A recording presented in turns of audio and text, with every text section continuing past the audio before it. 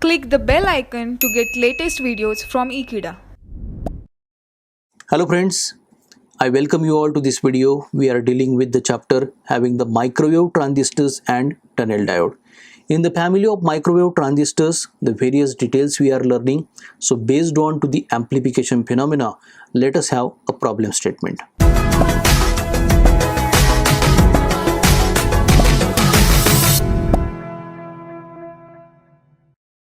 So here we are provided with the problem statement for the amplification phenomena of microwave bipolar transistor.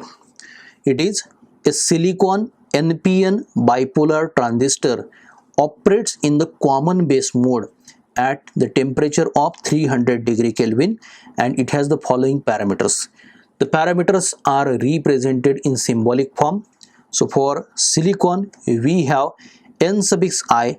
The value is 1.5 into 10 raised to power 10 per centimeter cube. The next parameter is capital N suffix A. The value is 5 into 10 raised to power 16 per centimeter cube. We have capital N suffix D. The value given is 5 into 10 raised to power 18 per centimeter cube. So these are the various concentrations of the charge carriers. Next to that we have tau suffix P. So this is the measurement of time here. So the value is provided 1 microsecond. Next to these 4 parameters we have again next 4. Tau suffix N is equal to again 1 microsecond. So both the time parameters are same here, 1 microsecond. Next to that we have the dimensions represented. Capital A is equal to 10 raised to power minus 4 centimeter square. So it should be the area.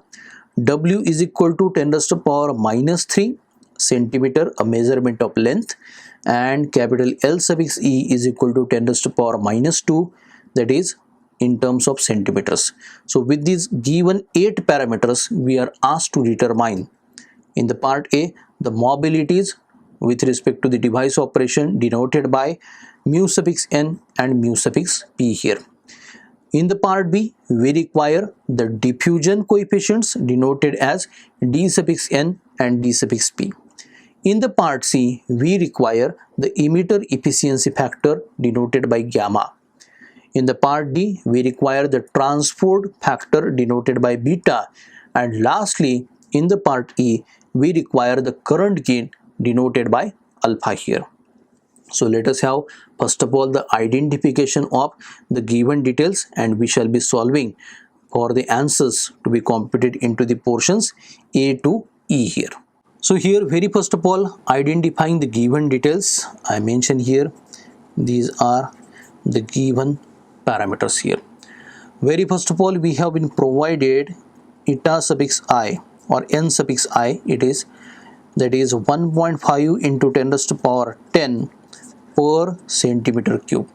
So this is for the silicon material given to us, and it is nothing but the intrinsic density. Intrinsic density or the intrinsic concentration of the charge carriers into the semiconductor material. The next value, this is denoted as capital N suffix A. So it has 5 into 10 raised to power 16 per centimeter cube. So as this was for the intrinsic semiconductor, this is for the extrinsic semiconductor, and this is nothing but the impurity concentration of the acceptor type of the semiconductor. So we can say that this is the acceptor density in the base region, we denote it generally. The next parameter, it is n suffix D, it is there. The value is 5 into 10 raised to power 18 per centimeter cube. So this is also for the extrinsic type of the semiconductor material, and here we have the donor density. And as we know that with respect to the 3 regions into the bipolar transistor, the donor density here is for the emitter here, whereas the acceptor density is for the base here. So the acceptor and the donor densities are represented with the suffixes A and B to the capital N, representing the concentrations here. So these are the three values with us.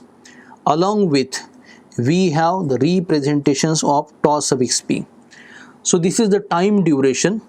So as it is 1 microsecond, the P denotes for the P type. In the P type, the majority charge carrier is the hole here.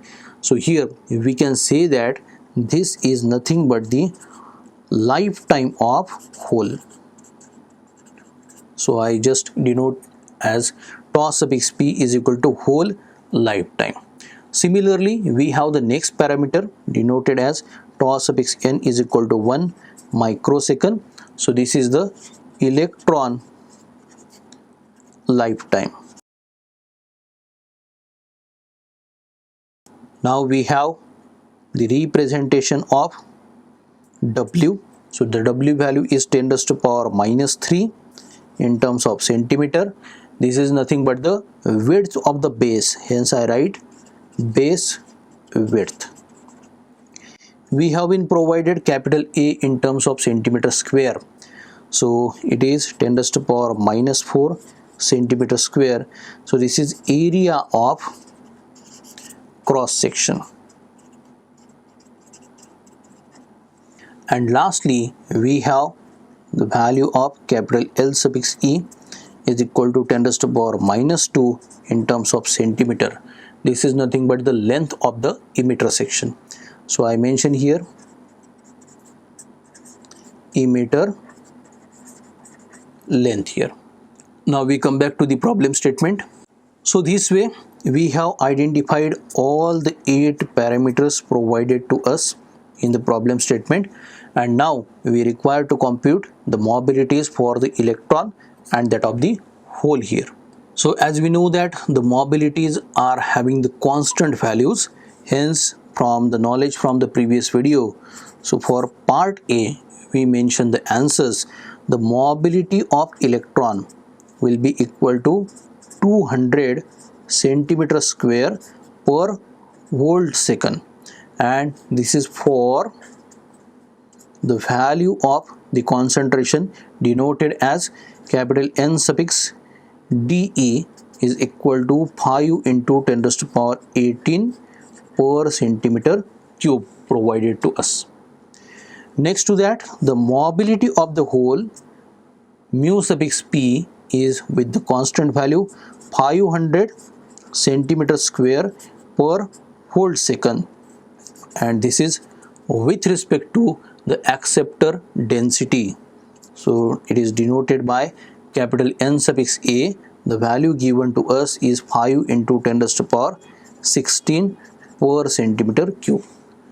So these are the two answers I outline for part A.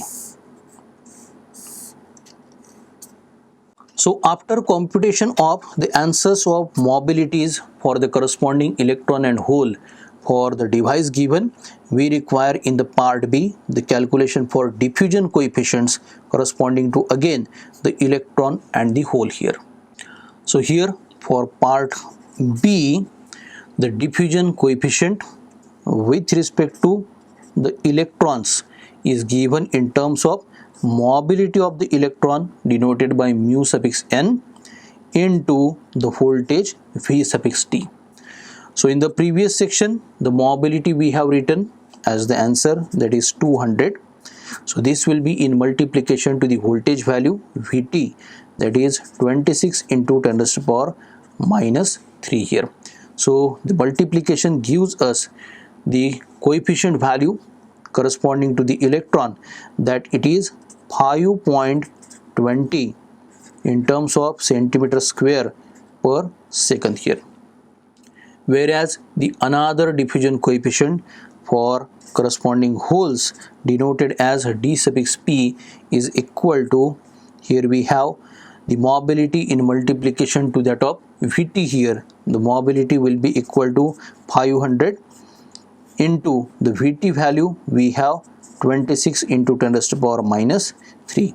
So this gives us the multiplication result to be equal to 13.0. So the answer in terms of centimeter square per second it will be. So this is the value of dn. I outline the diffusion coefficient with respect to electron, and the value of dp, that is diffusion coefficient with respect to hole, outlined as the answers for part B here. Now after obtaining the answers for part A and part B, we focus our attention to the part C, where we require the value of the emitter efficiency factor denoted by gamma. Now for part C, the emitter efficiency factor gamma can be computed by having the computation as we take 1 as it is and we directly substitute the values for the parameters provided and computed here. So it will be 13.0 in the numerator as the answer for the diffusion coefficient with respect to the hole, in multiplication to the concentration or the density, that it is 5 into 10 raised to power 16 in multiplication to 10 raised to power minus 3. This is divided by the diffusion coefficient with respect to the electron, that it is 5.20 into the concentration 5 into 10 raised to power 18 into 10 raised to power minus 2 here. The bracket is completed and it has inverse here.